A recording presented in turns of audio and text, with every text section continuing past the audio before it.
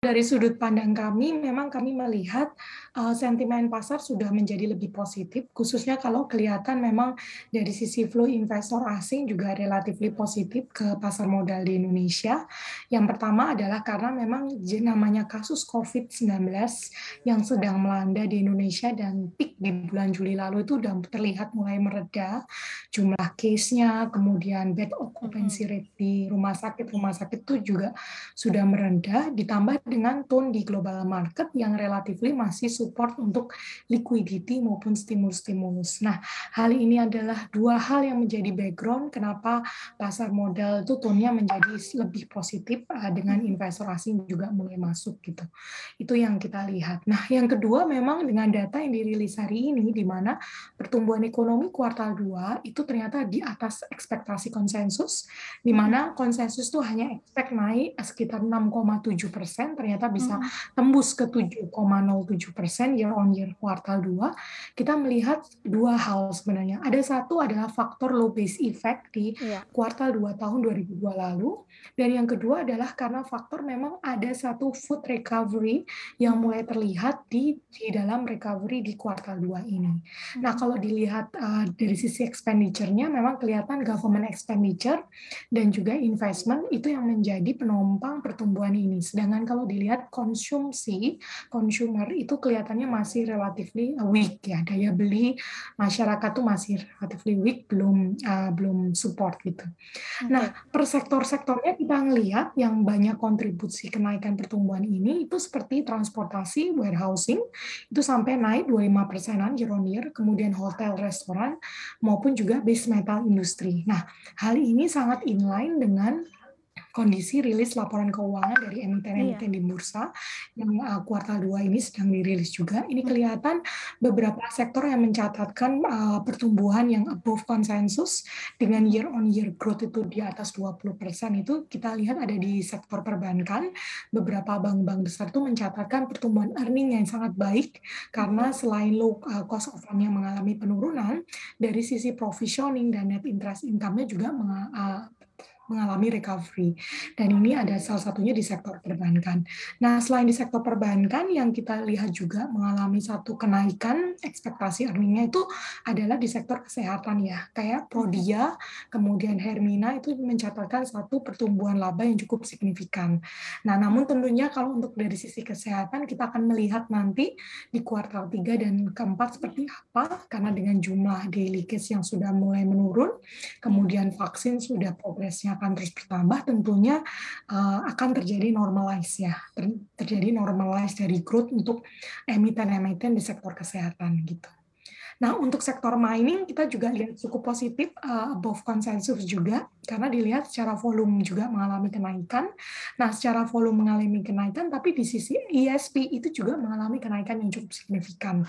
Mhm. Jadi baik di sektor coal mining maupun CPO itu kelihatan satu kenaikan earning yang cukup bagus gitu. Jadi kita ngelihat di sektor-sektor ini relatively above konsensus gitu kan.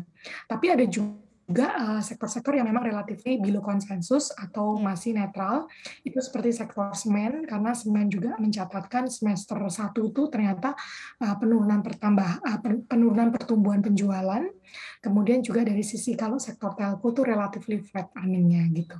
Ini masih menarik nggak sih atau masih dikoleksi juga nggak sih untuk fund manager gitu ya, khususnya untuk underlying reksadana saham atau sebetulnya sudah mulai berani nih memilih saham-saham mid cap seperti saham-saham teknologi? Iya, memang kalau dilihat saham-saham big cap ya, kalau dilihat tuh secara year to date di tahun 2021 itu kalau dibandingkan dengan porsi dan pergerakan dari IHSG yang banyak diisi oleh saham-saham small mid cap itu memang IHSG relatif ketinggalan. Ini Mhm. mengindikasikan bahwa saham-saham big cap itu mengalami penurunan harga, koreksi, sedangkan saham-saham small mid cap di beberapa saham tertentu itu ternyata mengalami kenaikan yang cukup signifikan. Nah, Mhm. tentunya buat kami di fund management itu baik big cap dan mid cap itu tetap kita akan selalu perhatikan, Oke. khususnya dari sisi fundamentalnya.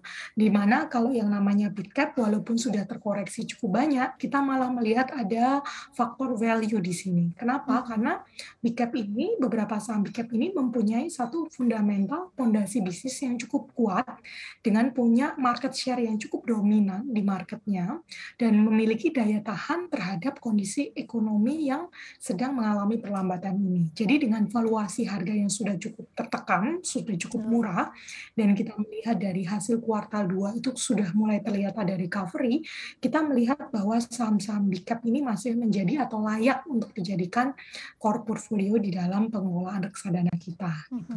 Nah, adapun untuk saham-saham small dan mid cap itu bukan berarti kemudian kita anti, karena dari kami juga melihat bahwa saham-saham small mid cap khususnya yang bertema teknologi itu memiliki satu structural shift di dalam struktur perekonomian saat ini, di mana dengan kondisi pandemi mengakibatkan mobilisasi masyarakat penduduk itu menjadi lebih banyak dilakukan secara virtual. Nah, tentunya hal ini juga membuat secara structure saham-saham tema digital ini memiliki satu proxy growth yang tidak bisa diabaikan. Jadi kalau dilihat saham-saham small mid cap yang tema adalah digital atau teknologi ini, itu tentunya memiliki satu proxy growth yang kedepannya akan sangat menarik. Dan ini bisa menjadi salah satu alpha atau booster di dalam portfolio.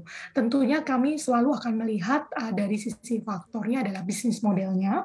Jadi tidak hanya terpengaruh dengan berita-berita sentimen yang terjadi, tapi kita tetap harus melihat bagaimana bisnis model dari saham-saham bertema teknologi ini. Besar sih ini animo investor untuk bisa memburu saham-saham IPO termasuk juga Bukalapak.